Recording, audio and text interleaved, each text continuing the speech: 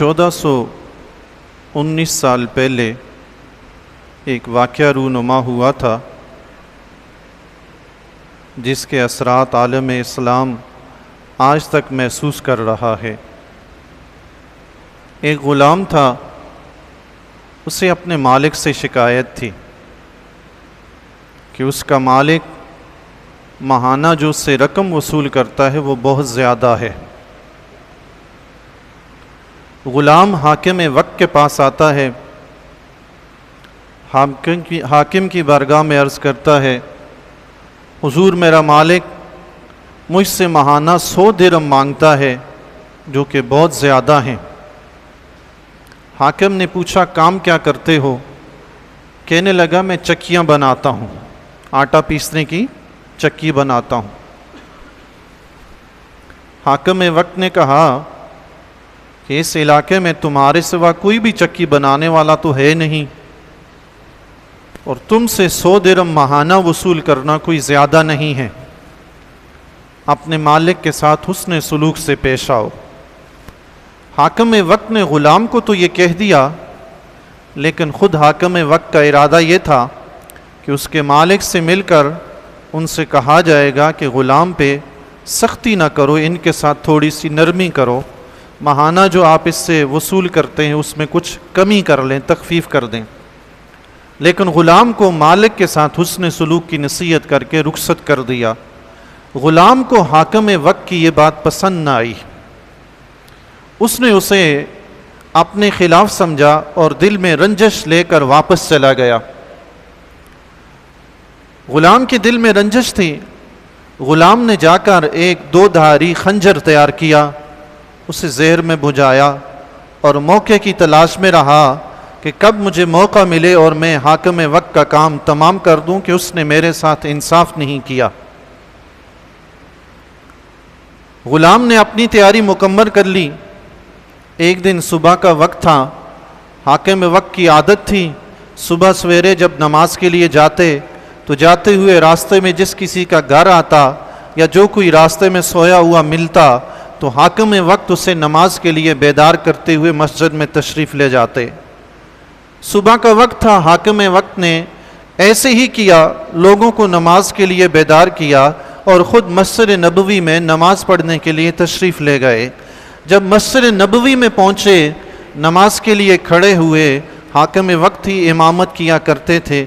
یہ منصب امامت وہ منصب ہے جسے خود حضور علیہ الصلوۃ والسلام نے شروع فرمایا، پھر خلفائے راشدین رضی اللہ تعالیٰ عنہم نے اسے نبھایا۔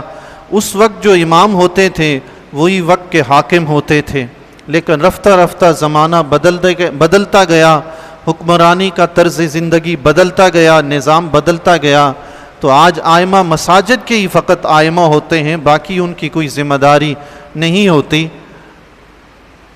حاکم وقت مصلی امامت پہ کھڑے ہوئے، اقامت ہو چکی ہے۔ حاکم وقت نے صدا لگائی جو ان کی عادت مبارکہ تھی کہ اقامت کے بعد نمازیوں کو صفیں درست کرنے کا کہا کرتے تھے۔ حاکم وقت نے کہا اقیموا صفوفکم، اپنی صفوں کو درست کر لو، یہ 3 مرتبہ ان کے کہنے کی عادت تھی۔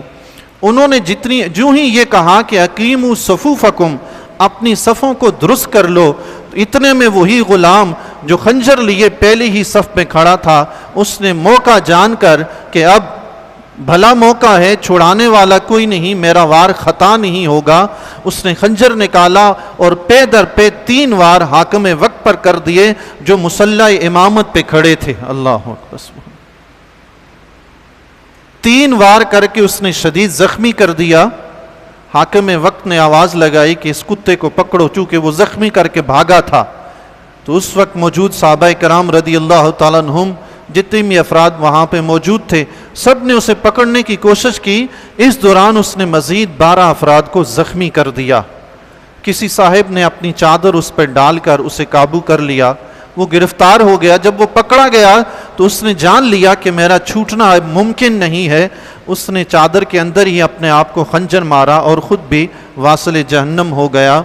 تاریخ اس غلام کو ابو لولو فیروز کے نام سے جانتی ہے، جس حاکم وقت کو اس مردود نے شہید کیا تھا۔ دنیا اسے خلیفہ ثانی امیر المومنین عمر بن خطاب رضی اللہ تعالیٰ عنہ کے نام سے جانتی ہے۔ سبحان اللہ۔ آج سے 1419 سال پہلے یہی 26 ذی الحج تھی، حضرت عمر بن خطاب رضی اللہ تعالیٰ عنہ کو محراب کے اندر زخمی کیا گیا۔ آپ 26 ذی الحج کو زخمی ہوئے اور یکم محرم الحرام کو آپ اس دنیا سے رحلت فرما گئے۔ 4 دن یا 3 دن آپ نے زخمی حالت میں گزارے، تو یکم محرم الحرام کو آپ نے مدینہ المنورہ میں شہادت کا مرتبہ پایا۔ آپ رضی اللہ تعالیٰ عنہ کی عادت مبارکہ تھی، آپ دعا فرمایا کرتے تھے، اللہم ارزقنی شہادتاً فی سبیلک، اے اللہ مجھے اپنے راستے میں شہادت کا مرتبہ عطا فرما، وجل موتی فی بلد رسولک، اور میری موت اپنے رسول کے شہر میں فرما۔ سبحان اللہ۔ دعا دیکھیں جی، شہادت کی تمنا ہے مگر مرنا بھی مدینے میں ہے۔ سبحان اللہ۔ تمنا شہادت کی ہے، وہ تو میدان جنگ میں آئے گی، وہ کہیں بھی آ سکتی ہے، مگر رب سے 2 التجائیں ہیں، مولا موت دے شہادت کی دے، اور جس شہر میں موت دے وہ شہر نبی ہو۔ سبحان اللہ۔ اس کے سوا کوئی شہر بھی نہیں چاہیے۔